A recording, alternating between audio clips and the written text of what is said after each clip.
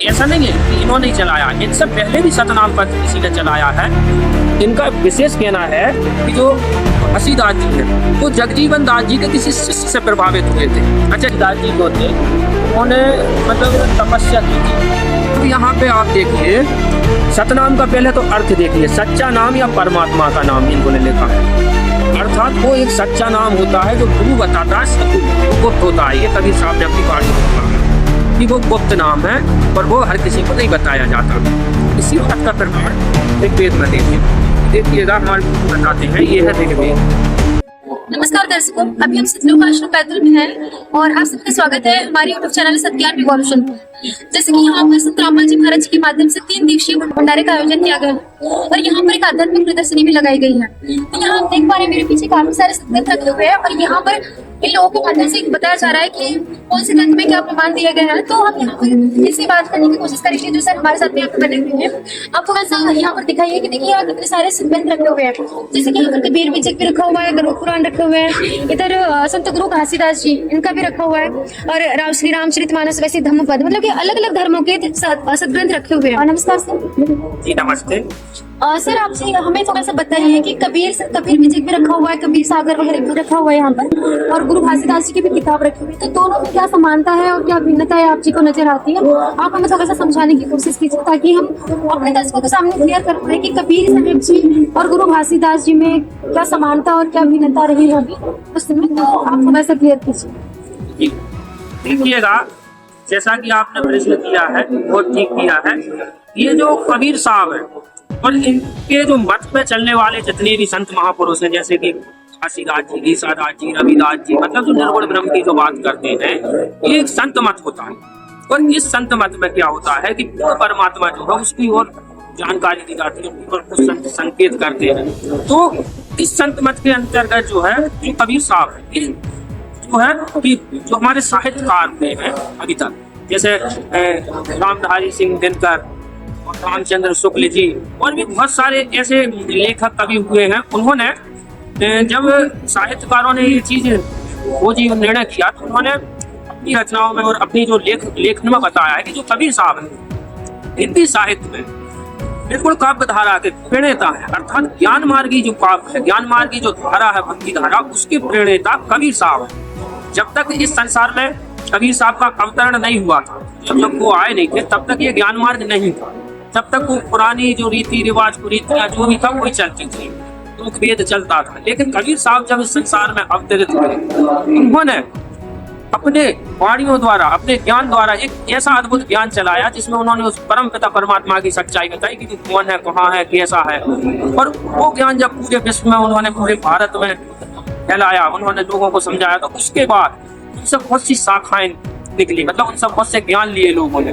उनमें जैसे एक नानक जी का पंथ है, उन्होंने भी कबीर जी से प्रेरित होकर फिर ये अपना सतनाम, सचखंड, सतपुरुष ये चीज लिया और लोगों में इसका प्रचार किया। उसके बाद दादू दयाल जी हुए, फिर गरीबदास जी हुए, गीसादास जी हुए, ऐसे करके मलुकदास जी हुए। ये जो है इन्होंने सबने कबीर साहब से ही ज्ञान लिया है। कबीर साहब जब तक नहीं थे तब तक किसी को कोई बहुत ज्यादा जानकारी नहीं थी इस सच्चाई की। अब ये यहाँ पे आप जो संत देख रहे हो, ये है संत गुरु घासीदास जी और ये है कबीर साहब जी। एक है गीसादास जी वो की उत्तर प्रदेश ग्राम खेगड़ा के, और ये है घासीदास जी। तो गीसादास जी तो जी को कबीर साहब स्वयं मिले थे, कहाँ के थे, ग्राम खेगड़ा और उत्तर प्रदेश के। लेकिन ये जो संत घासीदास जी, थोड़ा सा अंतर है, नाम तो मिलता जुलता है, थोड़ा सा अंतर, लेकिन ये अलग। देखिए ये जो संत हैं संत गुरु घासीदास जी, इनका जो है कि ये छत्तीसगढ़ के हैं और रायपुर के कोई गिरदौरी नामक गांव है, वहां पे इनका जन्म हुआ था लगभग 1750 ईस्वी में। तो ये कबीर साहब के बहुत बाद आए और इन्होंने सतनाम का प्रचार किया, मतलब एक सतनाम का पंथ चलाया है। अच्छा, ऐसा नहीं है कि इन्होंने ही चलाया, इनसे पहले भी सतनाम पंथ किसी ने चलाया है। और जो कि वीरवाहन जी हैं, गहीनाथ जी हैं, जगजीवन जी हैं हरियाणा के, तो उन लोगों ने भी इनसे पहले चलाया है। देखिएगा इसी पुस्तक के आपको बताते हैं, यह है संत गुरु घासीदास एवं उनका दर्शन, डॉक्टर आर.के. सुखदेव जी द्वारा प्रकाशित है ये बुक। और इसमें क्या है कि देखिए इन्होंने बताया है कि जो घासीदास जी है उनके विषय में थोड़ी जानकारी आपको दे दें। कि जो घासीदास जी हैं छत्तीसगढ़ में बहुत फेमस संत है, लेकिन इनके विषय में बताते हैं कि ये सतनाम से कैसे जुड़े, मतलब ये सतनामी पंथ इन्होंने कैसे चलाया, क्या इन्होंने खुद चलाया अपने मन से या इनको कहीं से प्रेरणा मिली। बात ये है, कुछ लोगों का मानना ये है कि इन्होंने स्वयं से एक स्वयं से एक ये आंदोलन चलाया, तो इनको कोई अलग से प्रेरणा नहीं मिली। कुछ लोगों का ये सोचना है, लेकिन ये जो पुस्तक है इसमें सच्चाई बताई गई है। इसमें लिखा है कि सत्य की खोज उनकी कैसी हुई थी। देखिएगा, जगन्नाथपुरी तीर्थ यात्रा धार्मिक भक्ति भाव से की जाती है। गुरु घासीदास के समय में जगन्नाथपुरी के तीर्थयात्री ग्रोथग्राम से होते हुए सारंगढ़ पर पार करके पुरी पहुंचते थे, पर कुछ विद्वान मानते हैं कि सारंगढ़ में ही गुरु घासीदास को आत्मबोध हुआ और वहीं से वापस लौटा। ये कुछ लोगों का मानना है। वो कैसे हुआ कि नेल्सन 1909 के अनुसार सत्य की खोज में गुरु घासीदास जी 1807 ईस्वी में जगन्नाथपुरी की ओर निकल पड़े। वहां उनका साक्षात्कार जगजीवन दास के किसी शिष्य से हुआ जो सतनाम का प्रचारक था। और घासीदास जी ने क्या किया कि जगन्नाथपुरी की यात्रा का संकल्प जब अपने मन में लिया होगा, हिंदुओं के अनेक तीर्थों में से केवल पुरी की यात्रा के पीछे उनके मन में सर्वधर्म और सर्व भाव का विचार रहा होगा। तो इनका विशेष कहना है कि जो घासीदास जी हैं वो जगजीवन दास जी के किसी शिष्य से प्रभावित हुए थे। अच्छा, और ज्यादा जानकारी यदि आप चाहें तो इसी के पुस्तक के 105 पृष्ठ पे आपको ये सतनाम की पूरी जानकारी मिल जाएगी। सतनाम का उद्घोष करते संत, मतलब ये किसने सतनाम चलाया है। क्योंकि देखा जाए तो पहले ही सिद्ध हो चुका है कि जो सच्चा नाम सतनाम होता है वो तो कबीर साहब से ही चला है, लेकिन ये जो नया पंथ चला सतनाम, ये कहाँ से चला। अब यहाँ पे आप देखिए, सतनाम का पहले तो अर्थ देखिए, सच्चा नाम या परमात्मा का नाम इन्होंने लिखा है। अर्थात वो एक सच्चा नाम होता है जो गुरु बताता है, सदगुरु, वो गुप्त होता है। ये कबीर साहब ने अपनी वाणियों में कहा कि वो गुप्त नाम है और वो हर किसी को नहीं बताया जाता। अच्छा, और परमात्मा का नाम, मतलब एक परमात्मा भी होते हैं और उन परमात्मा को प्राप्त करने का वो सच्चा नाम होता है। तो यह नाम जीवन की सफलता और शांति प्रदान करता है। गुरु गहीनाथ जी ने सतनाम के 3 तत्व कहे हैं। क्या? सतह, सच्चाई और न्याय। नाम, जन्म और जरा मरण दुख का विज्ञान, मतलब जो जन्म मरण है उससे छूटने का उपाय। तो ता मतलब चित्त की शुद्धि, ये किसने कहे हैं? गहीनाथ जी ने। अब ये कौन थे? देखो, ये कौन थे? संत। अब ये कहाँ से शुरू हुआ? इसका पहला संत कौन है? संत उदास और वीरभान। अब इनके विषय में जानते हैं। जो सतनाम कहाँ से शुरू हुआ? हरियाणा के नारनौल का सतनाम पंथ, जिसे संत उदादास ने चलाया, जिनका ग्रंथ निर्वाण ज्ञान या पोथी को माना जाता है। और पंजाब के सिख व निरंकारों में एक ओंकार सतनाम की स्तुति एवं अभिवादन करने की प्रथा है। सन 1546 में, देखिए 1546 में हुआ था, मैं सतनाम का प्रचार प्रसार नारनौल पंजाब तथा मेवात हरियाणा के क्षेत्र के आसपास हुआ। इसके प्रवर्तक संत उदादास वीरवान जी थे। इन्होंने ही सतनाम पंथ चलाया था। संत वीरवान जी ने एक ग्रंथ की रचना की जिसका नाम था सतपोथी है। अच्छा, अब देखते हैं आगे क्या किया है। तो अपन लोग ये समझते हैं कि ये सतनामी घासीदास जी ने चलाया, लेकिन ऐसा नहीं है। उनसे पहले उदादास जी वीरवान जी ने चलाया। अब आगे ये बताते हैं इसी में कि जो ये सतनाम था, इसी के विषय में बताते हैं कि वे एक निराकार और निर्गुण ईश्वर में विश्वास करते थे। कौन? वीरभान जी। इनका समय था 1543 से 1658 तक, मतलब ये क्रांति वहां पहुंची। अब क्या करते थे? वे विश्वास करते थे जिसे वे सतपुरुष और सतनाम कहते थे। अब देखिएगा, क्योंकि इन्होंने निर्गुण ईश्वर में विश्वास करते थे जो गुण रहित है, और निराकार इन्हें अपने हिसाब से लिखा है, लेकिन शास्त्रों में तो परमात्मा साकार है। अच्छा, जिसे वे सतपुरुष और सतनाम कहते थे। कौन? वीरभान जी। ऑल इंडिया आदि धर्म मिशन दिल्ली के रिसर्च फोरम द्वारा प्रकाशित आदि अमृतवाणी श्री गुरु रविदास जी में ये शब्द, यहाँ पे देखिए ये शब्द लिखा है सतनाम के साथ इस रूप में मिलते हैं। मतलब रविदास जी की वाणी में वो सतनाम दूसरा है, वो गुप्त है, केवल सतनाम नहीं है। अच्छा, ज्योत निरंजन, सर्वव्याप्त, निरंकार, व्याधि हरण, अचल अविनाशी, सत्य पुरुष, निर्विकार स्वरूप, सत्यनाम, तो ये मतलब उसके नाम है। तो यहाँ कबीर साहब ने भी बताया है कि वो गुप्त नाम है, और वही बात यहाँ रविदास जी की वो रिसर्च में पाई गई है। अब आगे देखिए, दूसरे संत कौन थे? संत जगजीवन दास जी। पहले तो वीरवान हो गए, उन्होंने चलाया। इसी को उत्तर प्रदेश के बाराबांकी एवं कोटवा शाखा में जगजीवन दास द्वारा एक सतनामी संप्रदाय चलाया गया। इनका जन्म 1670 ईस्वी में उत्तर प्रदेश के बाराबांकी जिले के अंतर्गत सरहदा नामक गांव में एक चंदेल क्षत्रिय परिवार में हुआ था। इन्होंने जीवन पर्यंत गृहस्थ आश्रम में रहकर साधना की थी। यद्यपि संत साहित्य में जगजीवन जी का नाम आता है, लेकिन सरहदा निवासी जगजीवन दास और बावरी पंथ के संत उला साहब के शिष्य थे। नारनौल के विद्रोह के बाद सतनामी लगभग बिखर से गए थे। जगजीवन दास ने सतनामियों को संगठित कर सतनाम मत के प्रचार में बाराबांकी के आसपास चारों तरफ सतनामी आंदोलन का सूत्रपात किया। जो एक रिसर्च में इन्होंने, ये डॉक्टर जो है जिन्होंने बुक लिखी है, बता रहे हैं। अच्छा, अब क्या हुआ? अभी हमने पढ़ा था कि जो जगजीवन जी का एक शिष्य था वो यात्रा के दौरान मिला कौन को? अपने घासीदास जी को, और वो वहां से लौट आए। तो ये मतलब ऐसा है ये लिंक कि इनका खुद का ये अपना मत नहीं था या खुद की खोज नहीं थी, ये पहले जो चल चुका है। कबीर साहिब जी से आया वो कहीनाथ जी, उदादास जी के पास, फिर वहां से ये जगजीवन जी ने कुछ लिया बाराबांकी के। उसके बाद जो गुरु घासीदास जी हैं जो 1750 में आए हैं, तो लगभग 1820 के आसपास इन्होंने इस ज्ञान को पाया और इसका प्रचार किया। तो छत्तीसगढ़ में गुरु घासीदास का सतनाम का उद्घोष करते हुए सबको सतधम्म का मार्ग बताया। छत्तीसगढ़ में सतनाम पंथ के अनुयायियों की संख्या में सबसे अधिक ज्यादा है और सतनाम की सभी शाखाओं में कुछ भिन्नताएं हैं, लेकिन किसी भी शाखा के सतनामी हो सभी इस बात पर एकमत हैं कि इस पंथ में किसी भी तरह की बाह, आडंबर, भेदभाव, ऊंच नीच और छुआछूत आदि वर्जित है।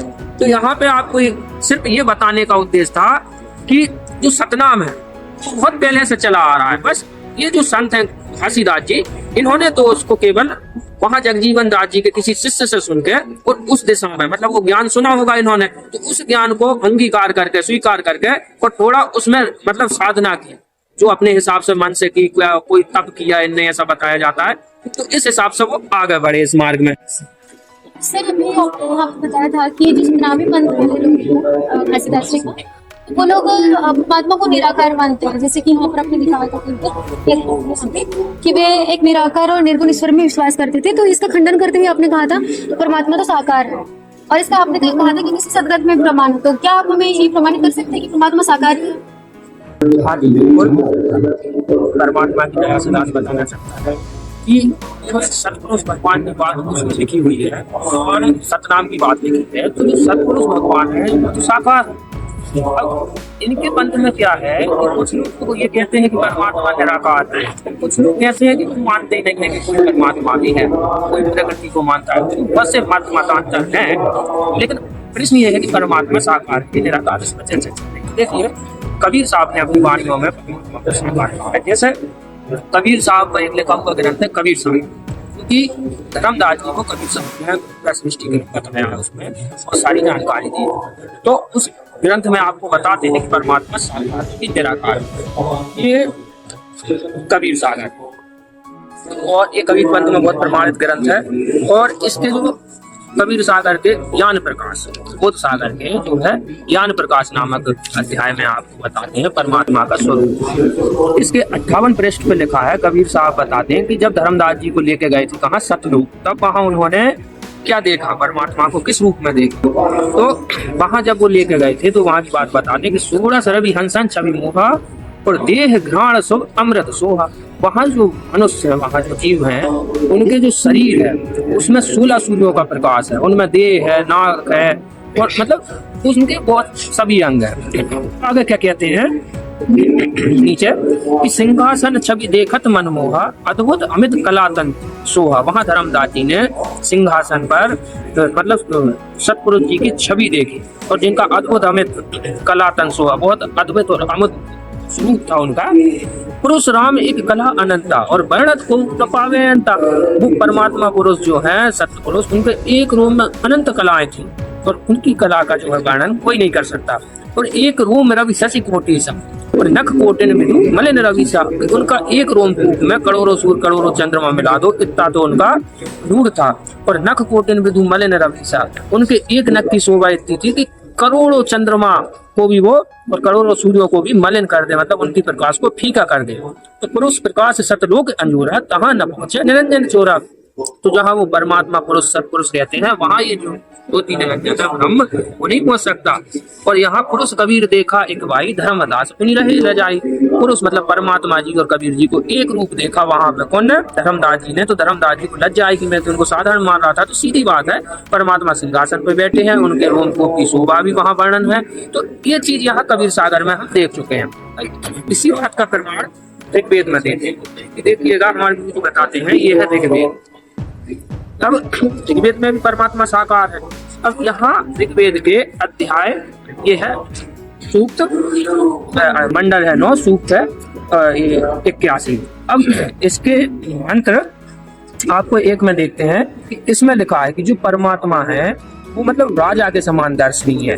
तो अब आप यहाँ पे देखें, ये देखें जो सर्वोत्पादक प्रभु और प्रकाश स्वरूप है, सद्गुणों की दृष्टि करने वाला, पापों का हरण करने वाला है, वह राजा के समान। देखिए राजे देखा है ना, राजा के समान। ये मंत्र एक है सूक्त 82 का। अब यहाँ लिखा है कि समान दर्शनीय है और वह पृथ्वी आदि लोक लोकांतरों के चारों ओर शब्दायमान हो रहा है। वह वर्णीय पुरुष को जो दृढ़ भक्त है उसको पवित्र करता हुआ प्राप्त होता है। जिस प्रकार विद्युत स्नेह वाले स्थानों को आधार बनाकर प्राप्त होता है, इसी प्रकार उक्त गुण वाले परमात्मा ने इस ब्रह्मांड को उत्पन्न किया है। तो ये दोनों शास्त्र कबीर सागर ऋग्वेद मंडल 9 सूक्त 82 मंत्र 1 और ये देखिए बीजक भी ये सिद्ध कर रहा है कि परमात्मा साकार है। ये बीजक तो सभी मानते हैं, इसको हर जगह मान्यता मानी जाती है। कबीर साहब का बहुत ही फेमस ग्रंथ है। अब इसमें लिखा है कि देखिए सोई नूर दिल पाक है और सोई नूर पहचान, और जाके किए जग हुआ सो भी चून क्यों जान। कबीर साहब कहते हैं कि जिसके नूर से सभी मतलब जग का निर्माण हुआ है, जो साफ शुद्ध परमात्मा है, उसको तुम बेचून क्यों कहते हो, उस परमात्मा को पहचानो। अब यहाँ पे एक दोहा और है, क्या बेचूने जग चूनिया साई नूर निनार, और आखिर रात के वक्त में आखिरता के वक्त में किसका करो दीदार। अब यहाँ पे कह रहे हैं बेचूने भी परमात्मा साकार है, उन्होंने साकार दुनिया बनाई है और उनका नूर निनार बहुत सुंदर नूर है। यदि आप कहते हो कि परमात्मा निराकार है तो भाई अंत समय में आखिर समय में आप मतलब किसका दीदार करोगे। तो यहाँ एक प्रश्न चिन्ह खड़ा किया है कि परमात्मा साकार है, जो वेद और कबीर सागर में स्पष्ट हो चुका है। तो यदि कोई कहता है या उनके जो अनुयायी कहते हैं कि परमात्मा निराकार है, तो ऐसा नहीं है। एक मतलब भ्रांति है, अज्ञान है, शास्त्रों में इसका प्रमाण नहीं। और सर हमारा ये क्वेश्चन था कि कबीर साहब जी जो है वो भी सतनाम का जिक्र करते हैं, सतनाम से मंत्र के विषय में बताते हैं अपनी वाणियों में। और दूसरी बात ये है कि जो गुरु घासीदास जी हैं सतनाम के विषय में बताते हैं अपने अनुयायियों को। तो इसको आप थोड़ा कंपेयर करके बताइए कि इसमें क्या समानता और भिन्नता रही है कबीर साहब जी के ज्ञान में और जो घासीदास जी हैं उनके ज्ञान में। देखिएगा घासीदास जी जो थे उन्होंने मतलब तपस्या की थी, और कबीर साहब बताते हैं कि सहज ध्यान कर, सहज भक्ति करना है, चलते फिरते उठते खाते पीते उस मंत्र का जाप करना है, उससे मोक्ष मिलेगा। और जो घासीदास जी थे उन्होंने अपने समय में अपनी कठोर तपस्या की थी, ऐसा बताया जाता है। लेकिन बाद में उन्होंने ये शिक्षा नहीं दी थी अनुयायियों को, तो आप कठोर तपस्या करो। परंतु फिर भी क्या है, जैसा कि आपने सतनाम की बात की है, तो इनके जो अनुयायी है और इनके जो पंथ में वर्तमान में व्यक्ति इनके अनुयायी वो सतनाम सतनाम इसी नाम का जाप करते हैं। लेकिन ये जो सतनाम ये केवल इशारा है उस गुप्त मंत्र का। कबीर साहब की वाणियों में आता है कि जो वो सतनाम है वो कोई दूसरा है, तो केवल निर्देश है। वो सतनाम जो है सदगुरु जो होते हैं वो ही देते हैं, तो उसको कोई मतलब हर कोई बताता नहीं और हर कोई मंत्र को पता भी नहीं होता। तो जो सदगुरु होता है, सच्चा गुरु होता है, उन्हीं को वो अक्षर मंत्र पता होता है सतनाम। तो जो ये सतनाम सतनाम सतनाम कहते हैं, देखिएगा ये घासीदास जी है उनकी बुक है, उसमें सतनाम का थोड़ा जिक्र भी है। देखिए ये पृष्ठ नंबर 108 पे भी लिखा हुआ है कि निवासा हो सतनाम के निवासा है। इसी में आप पीछे देखिएगा सतनाम सतनाम कह घासीदास है, धरती के छोर साहिब फेर नहीं तने, जन्म मरण के भेद ल पावत हम। अभी चूंकि यहाँ जन्म मरण का भेद ल पावत हम, जन्म मरण की बात आई है, एक चीज तो ये सिद्ध हो रही है इधर की ये भी नहीं कोई इनका अनुयायी ये ना माने कि जन्म मरण या दूसरी योनि कुछ होता है, लेकिन इनकी वाणी में है कि जन्म और मरण का भेद ल पावत हंस, मतलब जन्म और मरण होता है। घासीदास जी जो है उन्होंने ये सतनाम सतनाम की तो बात की है, और आपने कहा कोई लोग है, कुछ लोग ये है कि वो मानते नहीं है कि परलोक होता है, कोई ऐसा लोक में हमें जाना है। लेकिन इनकी जब हम वाणी पढ़ते हैं पुस्तक में तो इनकी वाणियों में पता चलता है कि एक लोक भी है।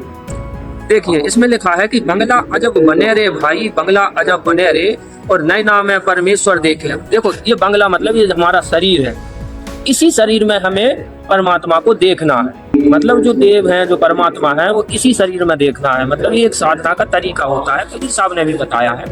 अब चूंकि बात आ रही है लोक की, तो अब यहाँ पे आप देखिए इसी पद में ये लिखते हैं, ये देश में हमार कोई नहीं गा, मतलब नहीं है गा, इस देश में हमारा कोई नहीं है गा, ये इनका बोलना ये है। अब कौन देश में है, तो वो आगे कहते हैं चलो रे हंसा अमर लोक जाना है जी।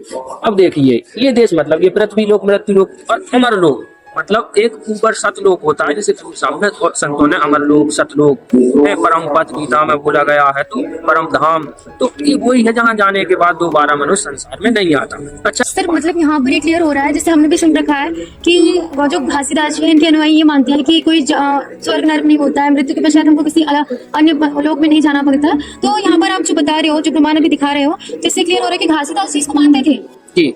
अच्छा चूंकि बात हुई थी सतनाम की, तो सतनाम कबीर साहब का सतनाम जो है वो 2 अक्षर का है। कबीर साहब अपनी वाणियों में कहते हैं, देखिएगा ये कबीर साहब की एक बुक है और इसमें बताया गया है, कबीर साहब ने अपने जो सतनाम की बात कही है। कबीर साहब कहते हैं, कह कबीर अक्षर 2 भाग और होएगा कसम तलेगा राख। अब ये वाणी कहाँ है, ये वाणी है आदि ग्रंथ जो गुरु ग्रंथ है गौड़ी 13। तो इसका अर्थ है कह कबीर अक्षर 2 भाग। तो सतनाम जो है 2 अक्षर का होता है, और जब हम उसको सदगुरु से प्राप्त करते हैं तो जो हमारा परम पुरुष परमात्मा है, साहेब है, सतपुरुष है, जब हम ये शरीर छोड़ के जाते हैं तो हम उनको प्राप्त होते हैं और इस मंत्र के सहारे इस संसार में इस संसार से होती है। तो कहने का अर्थ ये है कि जो सतनाम केवल वो ये 4 जो मतलब उसमें अक्षर सतनाम सत ये नहीं जपना, ये 2 अक्षर का होता है जो कि गुरु ग्रंथ में लिखा है और कबीर साहब ने बताया। अच्छा बहन जी, तो ये चीज बिल्कुल स्पष्ट करना चाहते हैं कि जैसे घासीदास जी वाले जो है वो सात नाम है, मतलब ये केवल 4 अक्षर है ना, इसमें उसी को बार बार जपते हैं सतनाम सतनाम। तो ये वो सतनाम नहीं है वास्तविक। इसमें जैसे गीता जी के 17 अध्याय के 23 श्लोक में लिखा है ओम तत्सत, तो ओम तो हो गया क्या ब्रह्म का, और जो तत् है वो हो गया क्या गुप्त मंत्र का सतनाम का। तो ये गुरु जी बताते हैं, जो सदगुरु होते हैं, तो इसको वही खोलेंगे। और इसी पे एक वाणी आती है, मतलब जो गुप्त मंत्र वो कबीर जी ने सभी को बताया था, जो अपने परम शिष्य थे। जैसा कि ऋग्वेद में भी बताया था कि वो वर्णीय पुरुषों को मिलते हैं, भक्तों को मिलते हैं, तो वो उन्हें बताते हैं। तो आज वर्तमान में संत रामपाल जी महाराज है, वो ये पूरा रहस्य जानते हैं, अपने भक्तों को वो यही मंत्र देते हैं। तो कहने का अर्थ ये है कि एक संत हो गए हैं बहुत बड़े गरीबदास जी महाराज, उनकी एक वाणी है गरीब नामा छिपा ओम तारी और पीछे सोहम भेद विचारी, सारे शब्द आया नर लुई आवागमन बहुर ना होई। तो मंत्र होता है और वो सदगुरु देते हैं। और जहाँ एक घासीदास जी पंथ में सतनाम सतनाम है, तो ये मतलब असली मंत्र नहीं, ये केवल उस मंत्र की ओर इशारा। दास यही कहना चाहेगा कि वर्तमान में सच्चा पंथ सच्चे संत सदगुरु रामपाल जी महाराज हैं और सभी लोगों को उनको अपनाना चाहिए, उनको सुनना चाहिए। वो जो निष्कर्ष निकलता है उस आधार पर यहाँ पर लोग आए और बात को समझें। और सर एक मिनट, आप कैसे कह सकते हैं कि संत रामपाल जी महाराज जी सतनाम का सच्चा मंत्र दे? ये हम ऐसे कह सकते हैं कि जो कबीर सागर है वो आज से लगभग 500-600 साल पहले लिखा गया था। तो उसमें कबीर साहब ने भविष्यवाणी की हुई है कि उनके जो नाम से 12 काल के पंथ चले, मतलब जिनमें कि वो सत साधना नहीं होगी, जो कबीर साहब ने अपने मतलब लोगों को दी थी, धर्मदास जी को दी। देखिएगा ये कबीर सागर है। अब इसमें बताया गया है वो भविष्य में जो मतलब क्या होना है, तो जो काल के क्या पंथ हैं, ऐसा इसमें एक वर्णन आया है। तो ये कबीर वाणी है, 136 पेज पे इसमें लिखा है 12 पंथ चलो सो भेद, अर्थात जो 12 पंथ हैं वो काल के चलेंगे, जिससे कि जीवों की मुक्ति होना संभव नहीं होगा। उसमें नकली नाम होगा, नकली भक्ति होगी, मतलब जो कबीर साहब ने जो यथार्थ भक्ति बताई थी वो नहीं होगी। अब देखिएगा इसमें लिखा है 12 पंथ काल परमाला और भूले जीव न जाए ठिकाना।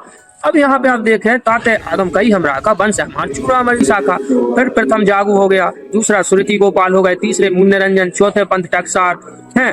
अब देखिए 5वां पंथ बीज को लेखा, अब ये छठा पंथ सतनाम प्रकाशा। अब देखिए ये जो छठवा पंथ है ये सतनामी लिखा है इसमें, तो ये भी काल के 12 पंथों में आता है। और घट के माही मार्ग निवासा, मतलब ये घट में केवल घट, ये शरीर तक की ही मार्ग बताएंगे, शरीर में ही दिखाएंगे ज्योति या ज्योति वगैरह, उससे आगे कुछ नहीं बताएंगे। तो ये इस पंथ में घासीदास जी महाराज वाले पंथ में यही हो रहा है कि इसमें घट का ही ज्ञान है, इससे ऊपर का ज्ञान नहीं है। इसलिए कबीर साहब ने 600 साल पहले भविष्यवाणी की थी कि जो ये 12 पंथ हैं ये काल के हैं। और आगे ये भी लिखा हुआ है कि जो 12वां पंथ है, 12वां पंथ है संवत 1775 हुई और तादिन प्रेम प्रकट है जग सोई।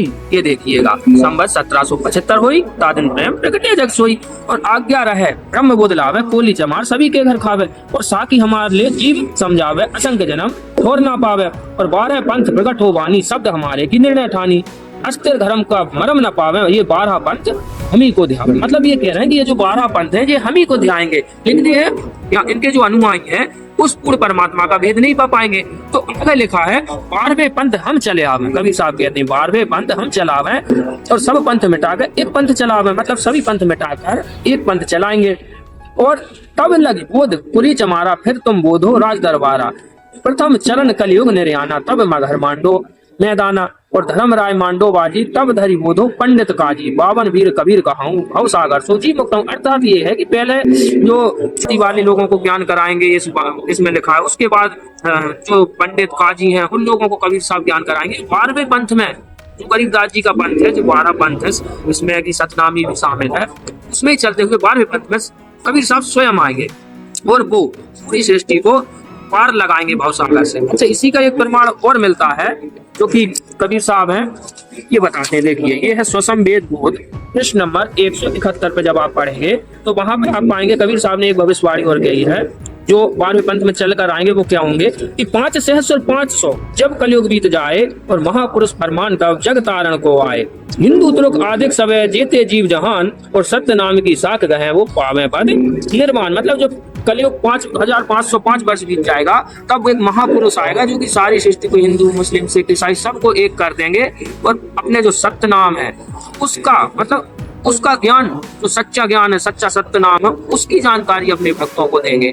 और जितने भी जीव इस संसार में हैं वो पार होंगे, कबीर साहब की शरण ग्रहण करेंगे। अब देखिएगा जो एक घासीदास जी की जो बुक है इसमें भी सच्चे संत के विषय में एक बात लिखी हुई है। यहाँ आप पढ़ेंगे तो यहाँ पाएंगे कि इसमें लिखा, देखिएगा, यदि पूजा करनी ही है तो जीवित मनुष्य के रूप में गुरु संत महात्मा अर्थात ज्ञानवान की पूजा करो, जो तुम्हें सदमार्ग बताएगा, तुम्हारी रक्षा करेगा। तो ये घासीदास जी का ये कहना था कि यदि आपको पूजा करना है तो ये किसी मतलब देवी देवल की मत करो और ये कोई मजार बाजार मत, तो आपको करना है जो सच्चा ज्ञानी है, जो सच्चा संत है वर्तमान में जीवित संत, उनकी पूजा करो, उनका ज्ञान ग्रहण करो। क्योंकि गुरु बिन ज्ञान न उपजे और गुरु बिन मिले न भेद। मतलब गुरु के बिना आपका ज्ञान नहीं उपजेगा हृदय में, और गुरु के बगैर ना कोई संशय मिटेगा, ना वो सच्चा भेद परमात्मा का आप जान पाओगे, और ना आपको जीवन में मोक्ष मिलेगा।